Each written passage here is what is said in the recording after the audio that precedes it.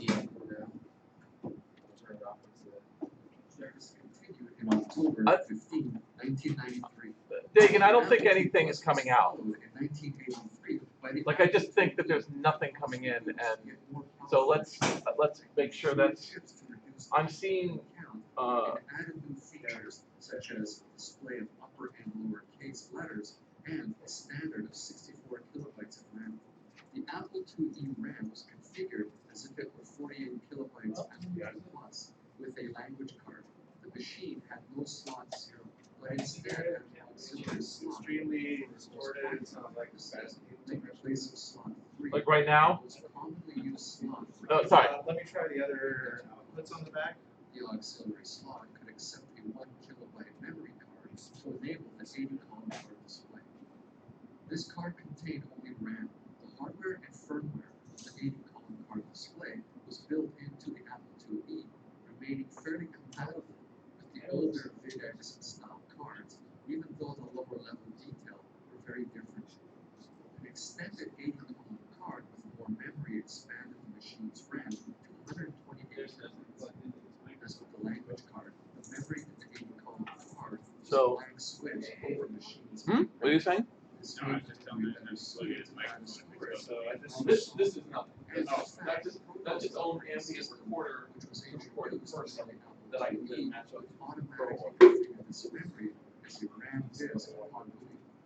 Third-party auxiliary software cards later allowed expansion of the 1 megabyte. The 1 megabyte card also enabled 1 graphics. That audio is The extended 80-column card enabled 2 of the low-res and high-res. but that just says like, is it gonna come in, is it gonna come in from here, or is it gonna come in from elsewhere? So that's fine. Essentially, 2 disks fused. But one other question is,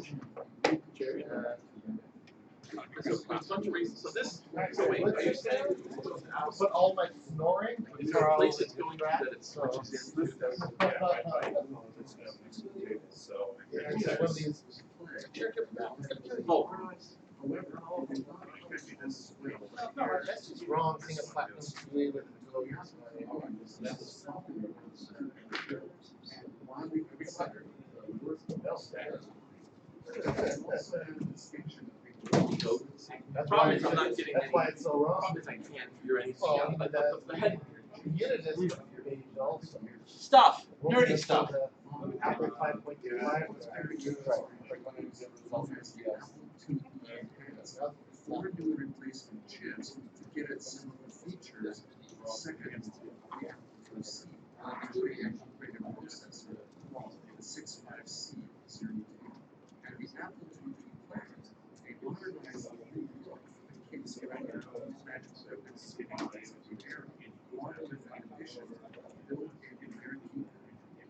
An enhanced CPU of 128 kilobytes of RAM could be considered a minimum requirement for making that software. The other part, well, no, never mind. 2.5 years before the Apple IIe, it was successfully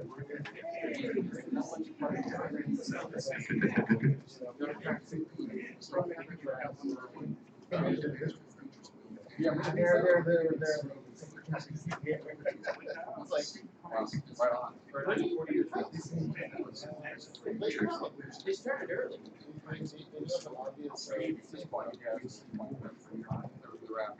Like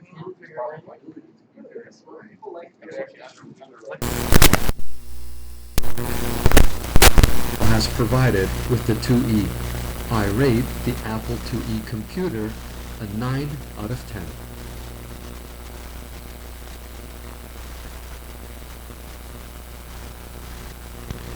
One, two, three, four, five, 4, 3, 2, 1. 1, 2, 3, 4, 5, 4, 3, 2, 1.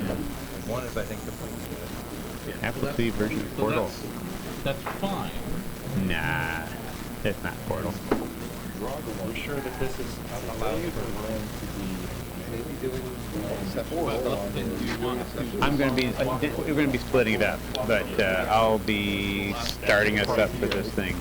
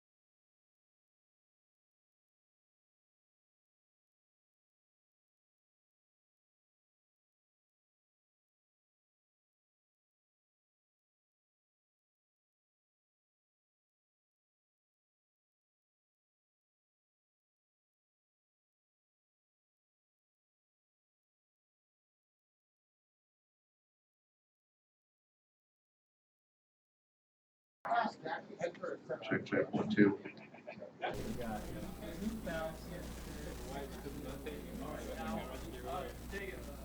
Legitimately how you do assembly language. Oh my god.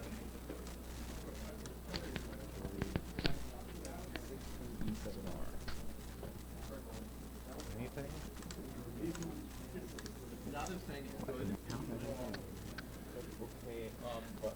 Hey, out there on the internet, can you hear me clearly?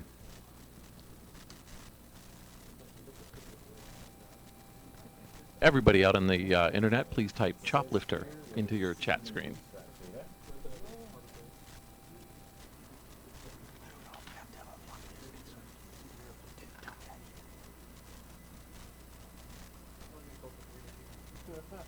Since the volume levels were pretty much perfect the first time, it was able to load Big Doug without adjusting volume levels. That can actually be a pain in the ass. So we're good there. Especially if you're trying to load this off of tape. Testing to Dagan, testing to Dagan. It didn't go very well. Yes. That's if you want to That's, just play this. I think those headphones are awful. Just use tapes instead of I think directly to the other computer. they're emotionally wrecking me. But even more than that, you're right. I'm not hearing anything. I tried plugging it into the back. Decent tape player. Some of you are aware that I have a decent tape player, but I don't actually have that anymore. So, As long as they say it's good, I will take this over to my computer, pull up the stream real fast. Yeah. Do one final check. find But out you all can about see the the guy levels though, they look No, it's right there. who made this. And it's going to be that. That looks fucking awesome. So I can actually, Okay. so let's do this. I'm going to say add.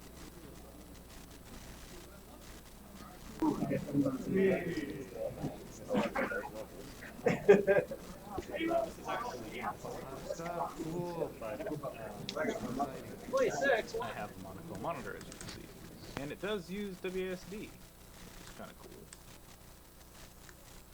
Hello, Internet. I just put in a second audio in-source. This is the webcam microphone. Aside from what? Add more flavor to it. Oh no, this is gonna be bad. Oh, it's gonna be really bad.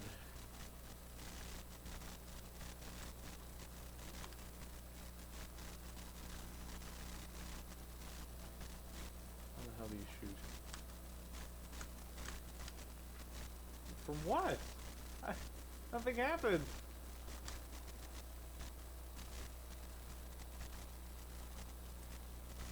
Maybe it would help if I look up the controls.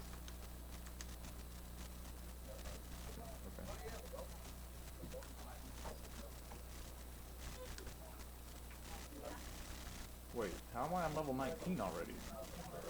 Did I glitch the game out? I'm already on the last level? Oh shit. Okay, so in order to do this, we need to remember what we did in the first game. And this is actually a pretty simple solution. All I have to do is put a portal here. This is intense. And put a portal.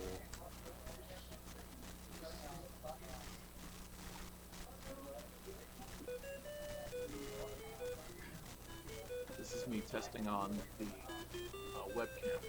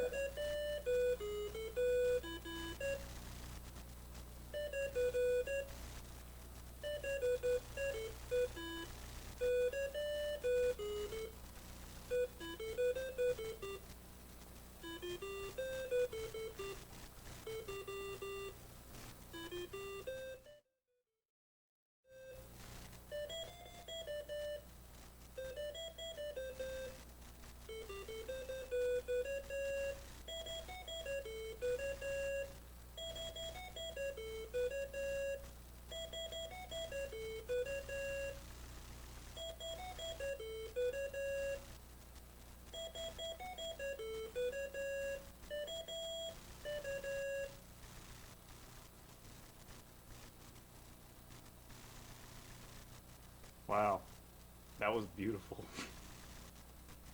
Well, I guess we completed our objective here, guys. We played Portal. We beat Portal on the Apple II. Thanks everybody for watching. Be sure to check out the link in the description for the guy who actually made this. It's incredible. Good job. Holy crap. That was an experience that I probably won't soon forget. See you guys next time. Bye-bye.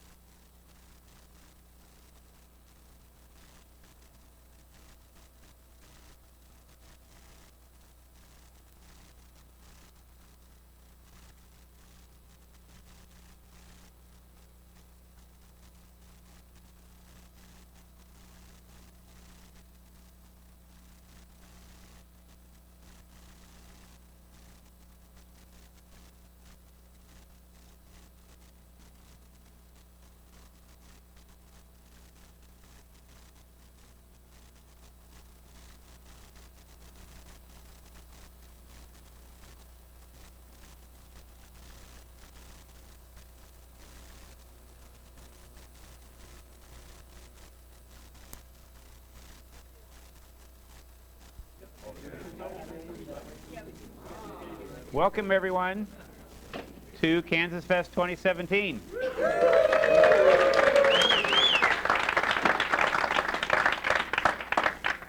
So Kansasfest is about the Apple II, and this year's special because it is the 40th anniversary of the release of this landmark computer. It was the foundation of Apple's success as a company. In honor of this computer that's brought us all together, here's a condensed, I promise, history of the Apple II computer. So 1976, the Apple I. Steve Wozniak created his own microprocessor-based video terminal using the newly available 6502 microprocessor as its brain.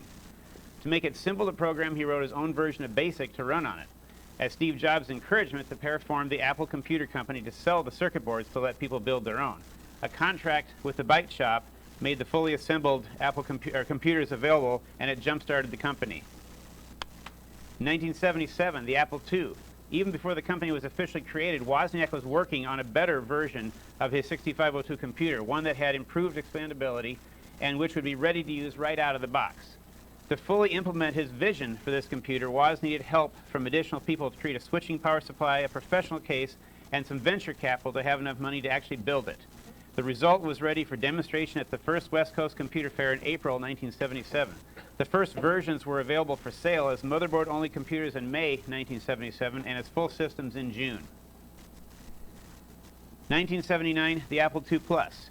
2 years after the release of the original integer basic Apple II, the company had continued to offer improvements on the original model, including the Disk 2 drive, a floating point basic licensed from Microsoft, and peripheral cards. The result was the Apple II Plus with a full 48K RAM and improved ROM code. The company not only made it backward compatible with the original integer Apple II, it also released the AppleSoft firmware card, bringing these new features to their original customers. 1983, the Apple IIe. Apple was unsuccessful in creating a new product to replace the Apple II, which still continued to sell well and was carrying the company financially. They finally agreed to release an improved Apple II in January 1983, along with a radically different computer, the Lisa. The IIe took the features most often added to the Apple II Plus and made them standard, including a full upper and lowercase keyboard, 64K RAM, expandable to 128, and later that year, a next-generation disk system, ProDOS, modeled after Apple III SOS. Over the next decade, this became Apple's new cash cow and continued to fund their push into the next generation of computing. 1984, the Apple IIc. Though Apple CEO Steve Jobs had been focusing nearly all of his energies on the upcoming release of the Macintosh, he had some interest in a plan to recreate the Apple II as a closed appliance computer. The result was the Apple IIc, released in April 1984 at an event called Apple II Forever. This small powerhouse contained the equivalent of a 128K Apple IIe, 2 super serial cards, a disk controller, mouse controller, and a disk drive, and eventually a smart port capable of connecting larger capacity disk drives. Though it was never as popular as the IIe, it developed a loyal following. 1986, the Apple IIgs. This brought 16-bit computing power to the Apple II while continuing to keep it backward compatible with its 10-year-old 8-bit heritage. It brought improvements to RAM, graphics, sound, and eventually also a modern, powerful, and adaptable operating system. 1987, the Apple IIe Platinum. Despite the availability of the 2GS, the Apple IIe continued to be a better seller. The economies of scale were brought to the Apple IIe, which included 128K of RAM, like the IIc, a full keyboard with numeric keypad, and a lower price than the previous IIe. In 1988, they had the Apple IIc Plus, which was an accelerated Apple IIc with a built-in 3.5-inch disk drive. Though it was the pinnacle of the 8-bit Apple II line, it was not as popular as its predecessors. 1989, the Apple IIgs ROM 3.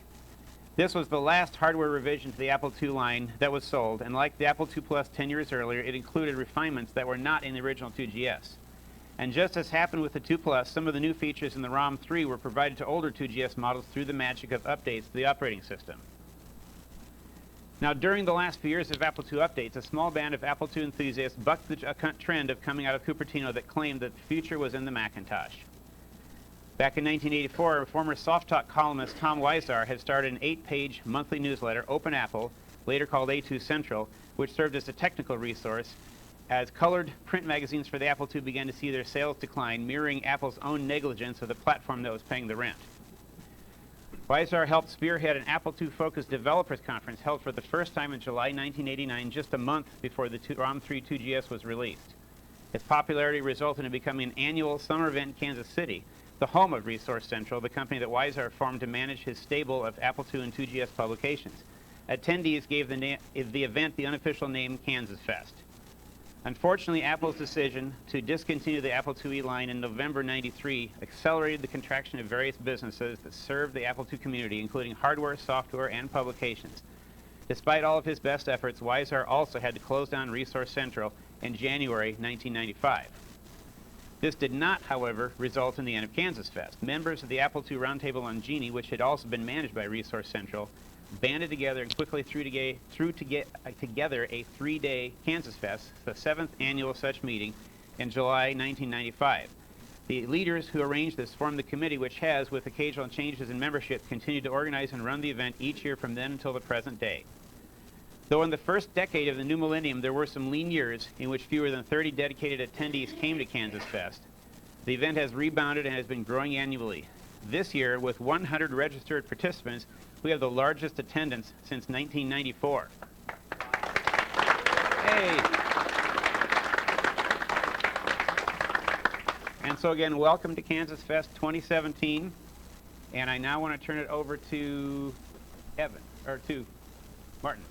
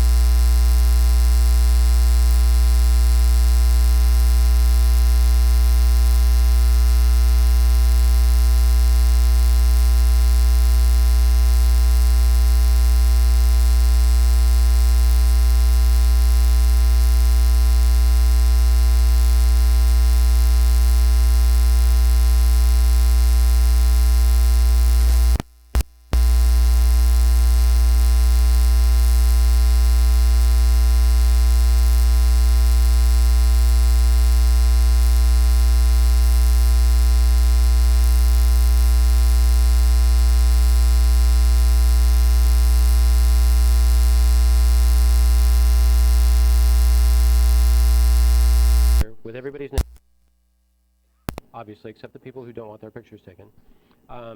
So, I will be trying to find you to take your picture. If I don't find you to take your picture, find me and I will take your picture. Okay? And that is on the kansasfest.org/roster. And you can see it, you can find out the name of that person that you just met and immediately forgot their name, like I always do. With that, I'm going to hand it over to Dagan Brock to introduce our keynote.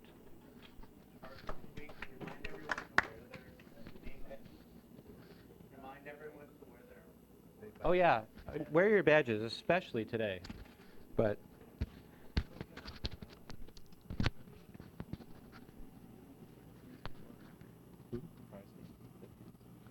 oh, that. Do you want me to do that? Do you want to do that? Come up with you. Okay. We have more prizes to give away.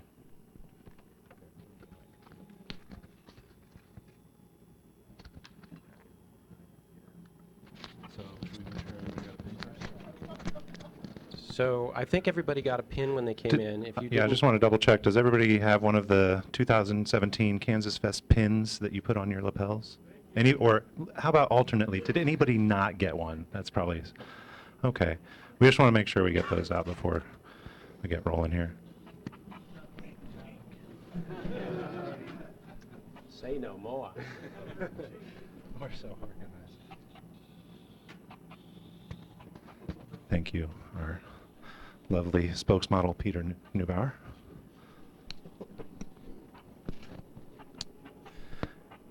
Alternately, how about that garage giveaway?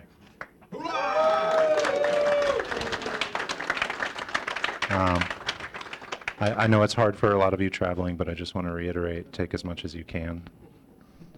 Like, just a lot of great magazines and books still left up there. Tubs and tubs of cables. I'm surprised that you guys have not run off with all of our rat's nest of cables. Okay, ready? Okay, everybody has a pin. Martin, do you want to discuss how this works? So, you probably just put your pin on your lanyard. You want to check the back of your pin. What's on the back of your pin? If it's got one dot, A black dot, you I believe? get an Apple logo hat.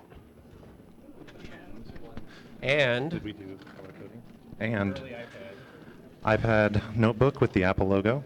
And a water bottle. And an Apple branded water bottle. So check your pins. Anybody have a dot on the back of their pin If you marked in have- Sharpie? If you have two dots, you get Oh, great. There's all three in the back corner. Good for random distribution, you guys. Apple IIc playing cards. Two dots. Two dots. Yeah. And I take it away. Okay. So yeah, why don't you guys walk around, and if you have dots on your lapel badge, we're going to check you for Sharpies, and if you don't have one, we will give you a prize. And please keep your hand up. They're going to work their way around, and as soon as we're getting close, I'll go ahead and get you guys. Just 1 second.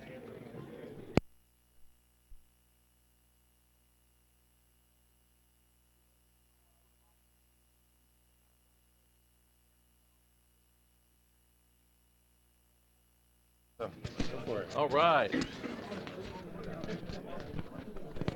Nothing there.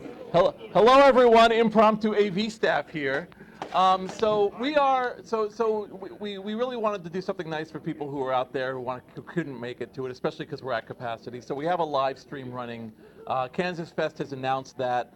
I just want to say for you, with these microphones, it's better to have them here than here, and it's also we just have the live stream kind of open in the area, like along this way. So if you don't want to be photographed, the cone of fun is right here.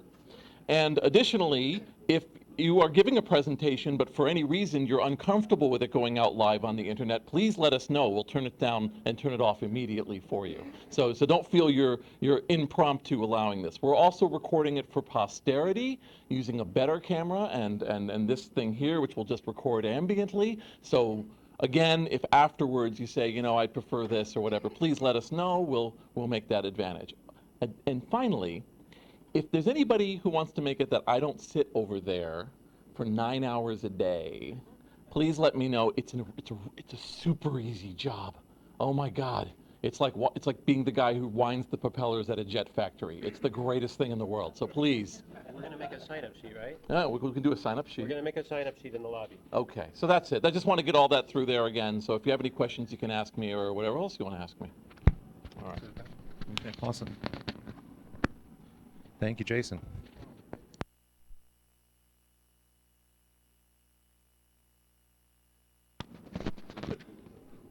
Okay, without further ado, let's get our keynote speakers up here. This year, for the 40th anniversary of the Apple II and the 29th Kansasfest, we have the French programming duo, dynamic duo, Brutal Deluxe, consisting of Antoine Vigneault and Olivier Zardini. Plus ou moins. Okay, and if you're not familiar with them, they've been hugely impactful to my development cycle in the past 3 years, but this isn't about me, so I want to get them up here. They founded Brutal Deluxe Software in 1992, focusing on 16-bit software, a lot of great 2GS releases. The team created programs such as Convert 3200 graphics tool and adapted games like Beal Art, the Tiny's Cogito, right? Blockade and Lemmings for the 2GS Lemmings. Just absolutely great stuff, and they remain active, super active, and have since released numerous titles, including Cadius, the disk image utility, Merlin 32 cross assembler, UDustHead, which is the disk cleaning utility, great name. I'm Fed Up, another great name, the disk archiving utility. Mount It, another image tool. Fishhead, some of these I haven't even used. And they've done an incredible job working on archival projects as well. They've built an incredible comprehensive archive of cassette tapes for the Apple. And a lot of the French cracking and underground projects as well they've collected and put online. They've also been instrumental in collecting machine serial numbers so that we actually have some statistical analysis around the number of Apple IIgs machines released. So that's been an incredible crowdsourced effort that they've really driven. This year they've been publishing demonstrations for tools to play quadraphonic and octophonic sounds on the Apple IIgs and releasing a lot of new tools. So I think that that's enough of me talking about you. I'd rather hear the story from you guys. So please welcome very warmly Antoine Vigneault and Olivier Zardini. Brutal Deluxe. So would you like to flip it on? They both work together? They both work.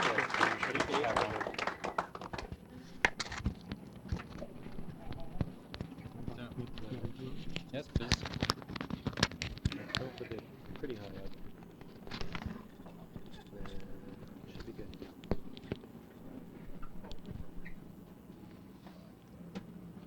Plug it here. No? It's a battery.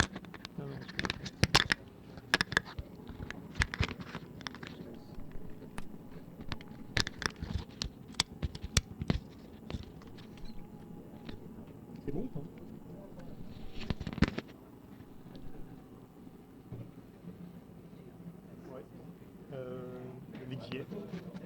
VGA. We have a VGA adapter, not We have a whole pile of à droite. over here. Yeah.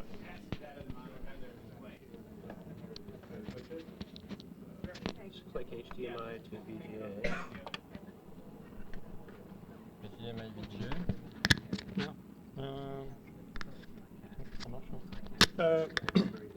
Should work now. It's a VGA to. I think that's the wrong direction. Oh, that one will work. No, that one won't work. Yeah, but Dagon has one. That's okay. Okay.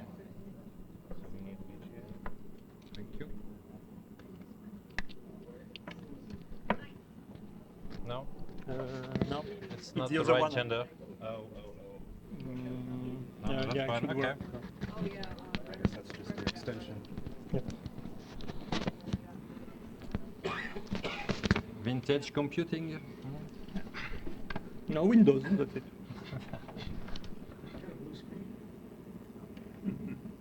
Okay. Looks like it's switching. Okay, yeah. Les t-shirts? Ouais. T'as ton micro? Ah, ouais, ok. Oui, j'ai mon micro. Do you hear me well?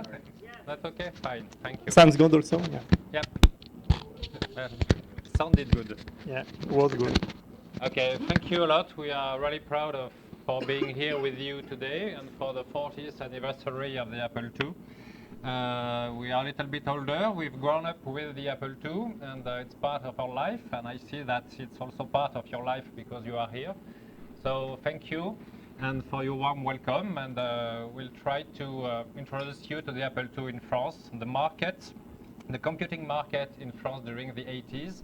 And then we'll focus on what? Brutal Deluxe? Something like that, but we don't Yes, care. Okay. So just to distinguish who is who, let me put my t-shirt. Yeah.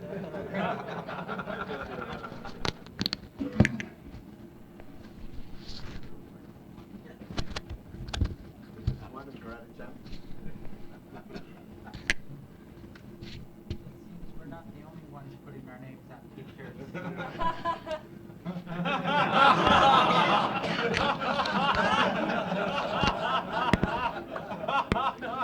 So, Antoine, it's easy. With me, it's more complex with my last name because, you know, there were so many Olivier in the Apple IIgs world. FTA has 2. The fuck has 1. Brutal Deluxe has 1. There is also Olivier Guinard somewhere here. Hi. And so, some people are praying with my last name. That's okay. Pick up the one you want. That's fine. We welcome everyone, so that's good. No. No, I'm knowing you for comfortable. years, I'm pretty sure that we could find a way to identify you. An easy way? Let me find a solution for you. No, that could take time. No, seriously. I've had an idea. Okay? Could work. Okay? Yeah. Say another one. Yeah, okay, no. No, keep it. No. I switch. No sexual images. No nudity here. Yeah, so we know. There you are. Okay.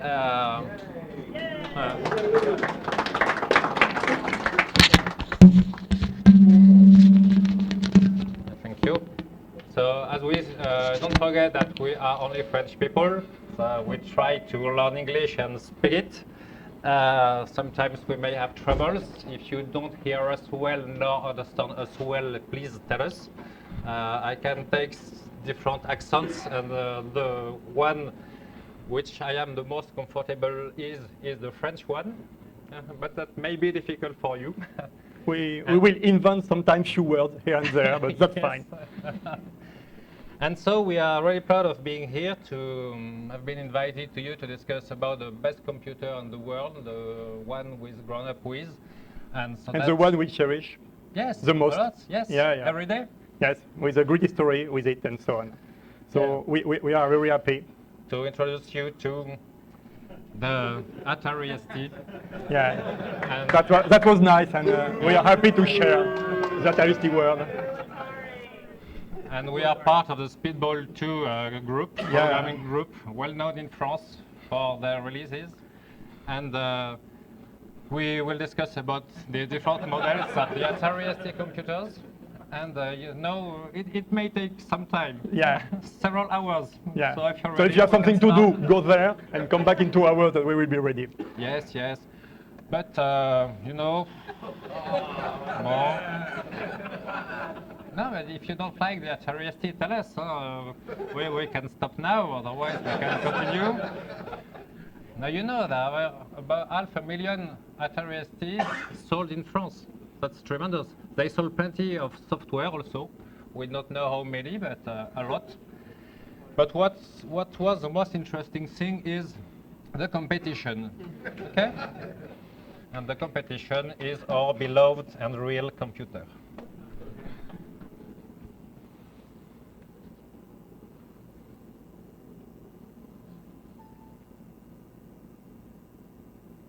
C'est celui-là?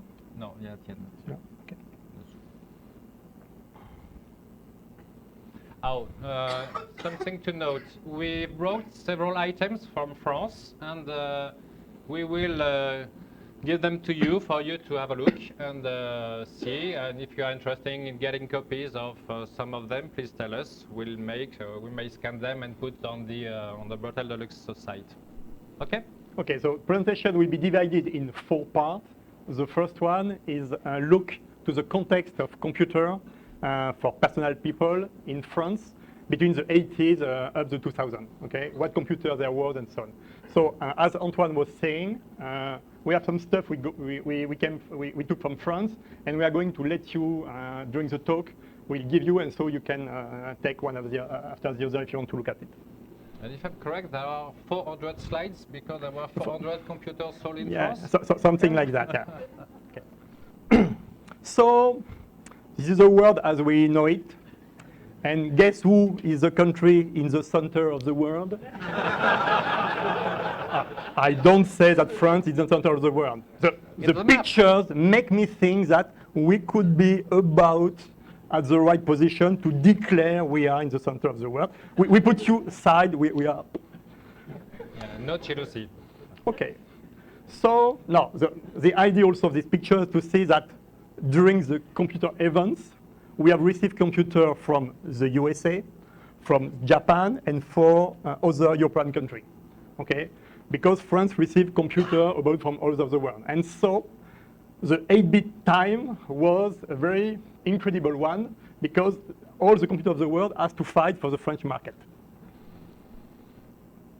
And so basically, we were receiving in France the England computer from Sinclair. So from very early, they were introducing computer mostly based on the Z80 microprocessor. And they were strong enough to sell them very well in France. This one was about $100 per computer, which was very cheap. You could make a solder of your, it was sold in kit. And so they were very easy to sell. So Sinclair was very powerful. They have a lot of software already. And so it was pretty popular. Another one we have to fight with was the BBC Acorn. So once again, it's an English computer. This time based on something we already know. And it was sold with the BBC, so the channel on TV, with a show that the guy can buy the computer, and they was looking at the show, and they teach people how to program the computer. So this one was also very popular, and it was one among the other you could get in France.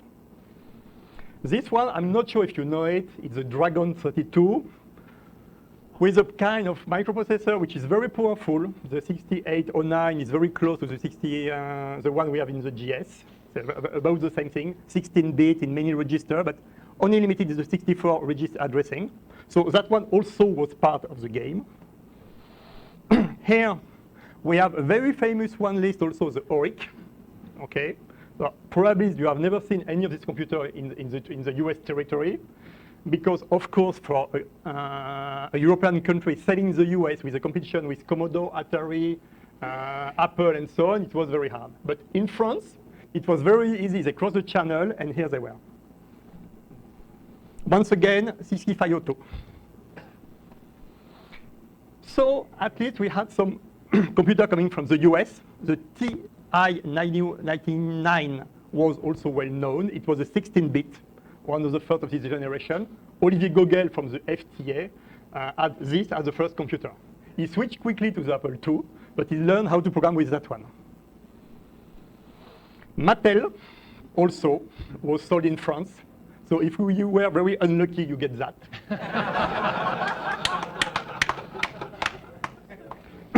The TRS-80, even if it's very old, came in France a little bit later, at the beginning of the 80s. So once again, it was one of the choices you could make at the Christmas tree. Atari was powerful. So not very with the early model like the 400, but the 800 was well known. We know that he has very good graphic capabilities. He has the antique stuff, and it's incredible. He had already 256 colors at the time, and wow, he was part of the game. They tried to continue the line as an 8-bit, but of course the last one didn't really succeed. But the one we remain is that one. I have few friends having that one. You add? No, that's still France. That's okay. Commodore was known in France for the 8-bit, The VIC-20 was sold, but of course the 664 was a kind of computer which was also well made, well sold. Finally, we have these two ones, but these two ones in France was only for professional people. You go to the dentist, it's a computer you can see. You go in the computer lab, this is a computer you can have, and so on. So as people like us, it was impossible to reach, because this configuration was sold, and this one, for about $2,000, when you can have other one at $300. So if you want that on your desk, you have to pray, or like we did, our father was working with this kind of computer, so we could get them at home for time to time, vacation, and so on. But for real people, it was nearly impossible to get. So you can see them in business, you can see them in factory everywhere, but not in people's houses. Matra was a very, so I guess this one you don't know them also. Matra is a defense company. They make missiles to kill people, that's nice guy, but they tried to enter the computer business in early '83. And so, here it is. I will open it, just yeah, talk. Yeah, but there's something I want to show about the computer. So, was sold with two books, one for basic, one for assembly, which is good. So you can get them, and what is the magic in France is every computer of the area was sold with that. And this is a SCART cable. And we name in France Prix Spiritel. And every TV sold in France since 1980 has a SCART directly in the back of the TV. It means that for the 80s, all the computers you have seen here, perhaps not the ZX80, but nearly all the other ones send directly RGB to the TV. And so we have a very clear picture. Unless the composite video, which is a nightmare, we can see here, even for advanced systems like Dreamcast, in the US, when I was playing with Dreamcast, the image was terrifically bad on the US TV set. Hopefully in France, we had RGB from the beginning. And so this little computer you can buy for $300, you plug on the TV, and the picture is very sharp. You can program, you can do something. Your ears, your eyes is not going to cry. Philips, French company, sold also the VG5000. I guess you have never seen it.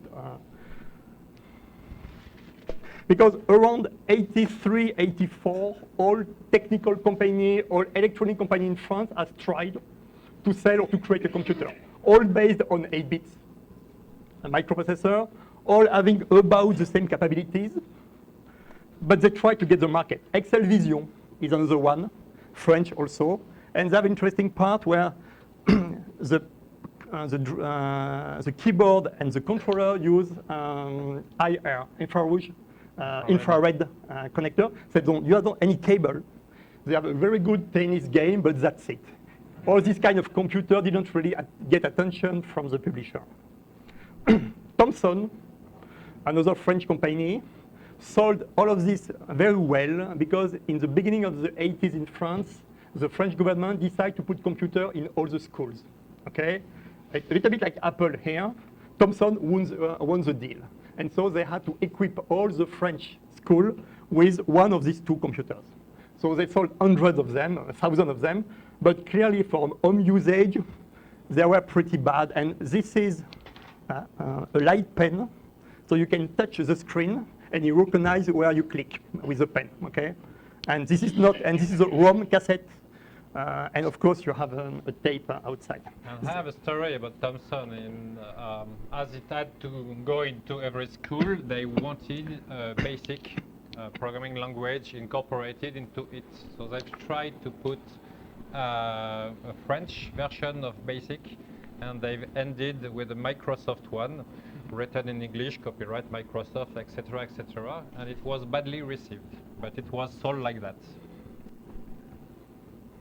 Thomson, because of the fact they sold much more than the other, continues after 1986 to try to introduce new ones. But of course they failed very quickly because at this date, in front of them, they already have the 16-bit generation. Okay, so they tried, but they didn't go very well. The one Yes. who win and kill all the other one in France was that one. I'm not sure if you know it, but Amstrad was an English company, and they were not in the computer business before 1984. They were doing electronics, like CD player, thing like that. And they entered pretty late in the run, and what they proposed was a computer with a tape inside and the color monitor inside. Because all the other one previously, most of the time you have to buy the computer in one way, try to find a tape player, try to make it work, and try to find a monitor.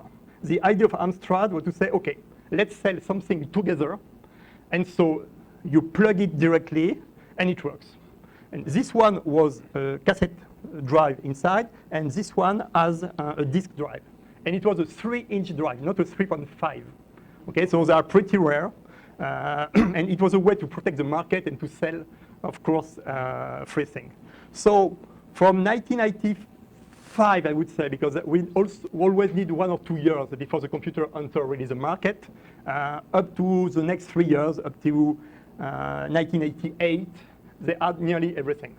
So even, of course, if the previous generation was owned by some of the people, most of the school and most of the one, except probably for that one, but most of the guy who need something to play with went to Amstrad. It was not very expensive. They have a very good capability, 16 color, and it's a pretty capable computer. Now, as you can understand, fighting each other at the same generation, you have 20, 25 different computers.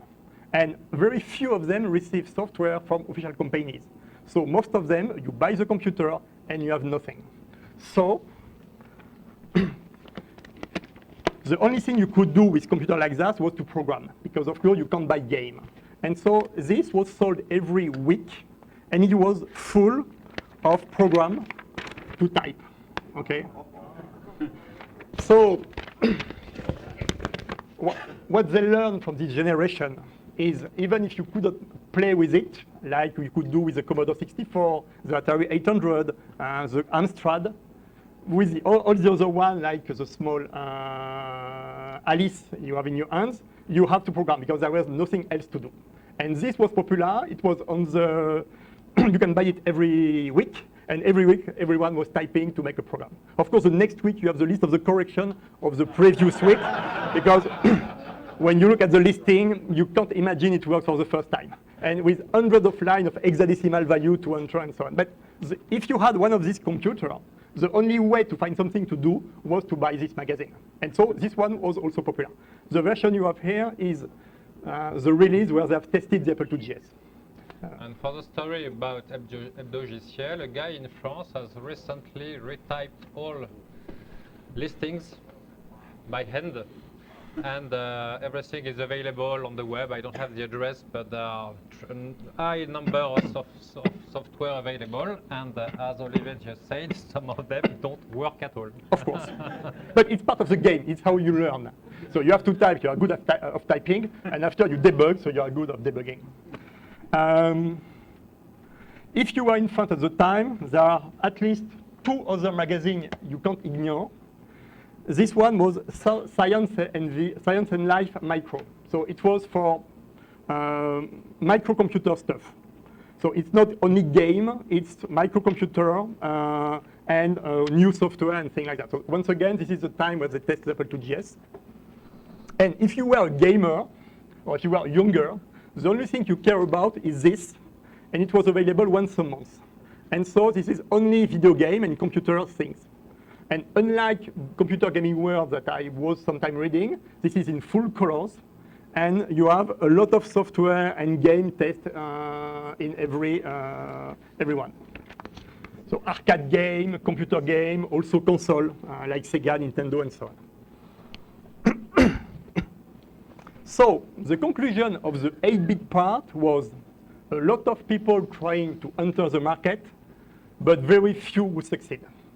And at the end of this time, in '86, all the previous companies who have tried in computer quit the computer market. And what we found is has a 16-bit possibility, only 4 computers. And these 4 ones always start with an A. It's the Atari ST, the Amiga, the Apple IIgs, and the Archimede. So, and the only 4 one. I will never speak about the IBM PC incompatible because they were nowhere in France. Once again, it was worse than the Apple II. It was a professional PC. You don't have any joystick, you don't have any sound card. Most of the time there is no graphic card, there is no game, it's very expensive, it's big, it's heavy. It's only, no one has never had a PC. When we say PC, it means IBM PC incompatible. We don't say PC for an Apple computer or Atari and so on. So for IBM PC incompatible, in the company, in the factory somewhere, but never in home. Macintosh, 84, very expensive. You don't play with a Macintosh, you don't program with a Macintosh, you don't make fun with a Macintosh. So once again, the early Macintosh as we know it, and even in 1987 with the Macintosh 2, it was the price of the car in France. So you have a choice, you buy a car or buy a Macintosh 2, it was easy to do. And if you look where to put the joystick, of course you can't. So Macintosh, once again, was for the guy who need to print something and so on. So clearly not in the competition. The real winner in France was the Atari ST. Finally, here we are. So we're done, goodbye. With 2 important dates. First one is the introduction of the ST, but what is more important is the introduction of the Atari STF, with the drive inside, with the double drive 720K and so on. And the Atari ST itself was sold about $600 at the time. You can add a monitor, but you can, once again, with a SCART, you can put on the TV, so that's easy to use. The external drive for the Apple IIgs cost about the same than the Atari ST, just to give you an idea. So the Apple IIgs in France, it's $3,000. This is $600. So no doubt that when you have to choose, you get that one. And it was very early in the game. It's a cool computer. It's easy, it can read IBM PC disk. It does a good job. Arkanoid was terrific on it and so on. So for the first time, on the 60-bit, it was the first to bring on the market. You say, wow, that could be cool. And all the other guys who spend hours with all of this shit, with the impossible capability to do anything, when they saw this one, they say, why not? And they are waiting, and so finally a computer at $600 was capable to bring something at about the same level than arcade game, with 500 color in the palette. So a very new step. 8-bit time was over, and there was a step between everything before and that one. So it sold pretty very well. The second one, who was about at the same level, was the Amiga 500. But the first Amiga was the 1000. And the 1000 didn't sell very well. For the same reason that the Apple IIgs, they target for market at a very high price. It's a workstation, it has terrific capability in graphics and so on. So, of course, no one buys that. But this one, once they understood that the Mac 2 came on the market with a professional thing and so on, everyone has forgotten that it was supposed to be the graphic computer. No one will never use a computer with only 4,000 color when the Mac 2 can bring you million and so on. For professional, went to Mac 2 or to PC. And what they did, probably is a good move, in 1988, they moved it as a game machine. So very close to the Atari ST in the look, very far for the first shape. It was sold about $700, so a little bit more than the Atari ST, but it was okay. Of course, it's still a little bit better computer for graphics, much more better for sound, and it's the kind of computer where game was very good, but clearly at the beginning, the financial situation of Commodore was bad. Everyone was baiting and say, okay, Commodore is going to be destroyed in the next few months and so on. So people have tried or very hesitate to buy this one because they was very sure. Commodore was in a very bad shape. They was very late with the Amiga. They no one was very sure that they could survive. So it took a little bit time for the Amiga to raise, but the Atari ST has a very big advance. And the advantage of these two computers are they are sharing the same microprocessor, they have about the same definition. So every game made for the Atari ST was easy to duplicate on the Amiga. So the chance Amiga had at the beginning, they received a lot of copy of ST game with the same level. So for Amiga that can do better, it's a bad idea or it's a bad luck. But in the other way, probably that if they had to redo everything with another processor, another logic, probably they would never receive so much game. So let's say that the two shared about the same mouse, the same joystick, the same floppy drive, the same screen, and so on. So in the market in France, let's say 50-50. 50 for the 60 for the Atari ST, 40 for the Amiga, and during the time, it has changed. Amiga has took a little bit more, but once again in France, since 1989, everyone has an Atari ST or Amiga. Some guys. Oh. Take that one.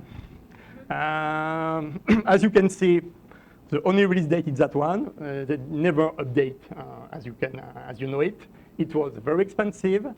All the guy we knew at the time who was an Apple II, had an Apple II, never could afford that one.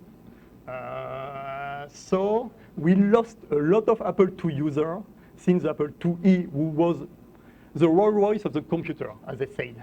It's very expensive, but that's terrific. You have Wizardry, you have Ultima, you have things that you can't find elsewhere. But for the Apple IIgs, there is no real advantage comparing to the Amiga or the ST, and the price make it 3 or 4 times more expensive. So clearly, you really have to love your Apple II to invest in that one. So in France, probably they sold between 10,000 and 20,000 GS, not that much. Just for the record, the FTA guys, so Gogel, Badimètre, and Denis, Baricot, they have 3 Apple II users. They were Apple II users. They were making things under the name ACS, Flobinoid, and so on, the Apple IIe. And they were very lucky to get, for very cheap, an Apple IIgs, to continue on the Apple IIgs part, and so create of the FTA game and things that we know it. And how do they could afford the Apple IIgs? Simply because at the Apple... at the end of the Apple Expo, 1987, yeah. Apple was ready to trash the Apple IIgs we were using at the show, and they knew someone who can get them back, and they had for $200 or something like that. Yeah. So if we have everything that the FTA did, is just by chance, by luck, just because at the end of the Apple Expo 1987, the 3 get their GS for very low price. And so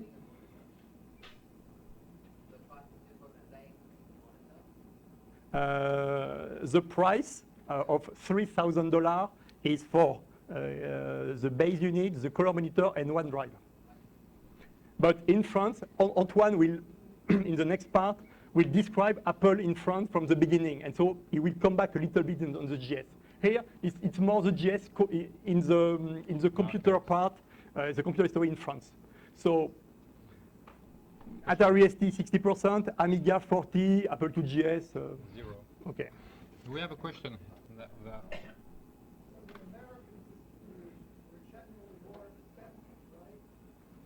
Apple policy put the Apple II GS as a professional computer as they did for the Apple IIc and Apple IIe. They didn't see that in front of them. It was not for the mass market. They had other Atari and Commodore US company that put it very down. Now the difference between Apple, Atari, and Commodore is Atari and Commodore was founded by Tramiel. Tramiel was a European guy. He survived the Holocaust and so on. So Tramiel has understood that the competition in the US against Apple, against the other, could be very difficult. But the competition in Europe, Apple was not that good than it was in the US. So they put all the energy to sell the Atari ST and the Amiga, both foreign Tramiel company, in France and in Europe. This is why Atari ST and Amiga was very strong in Europe, and in the US, very about like the GS in France, it's not really on the landscape.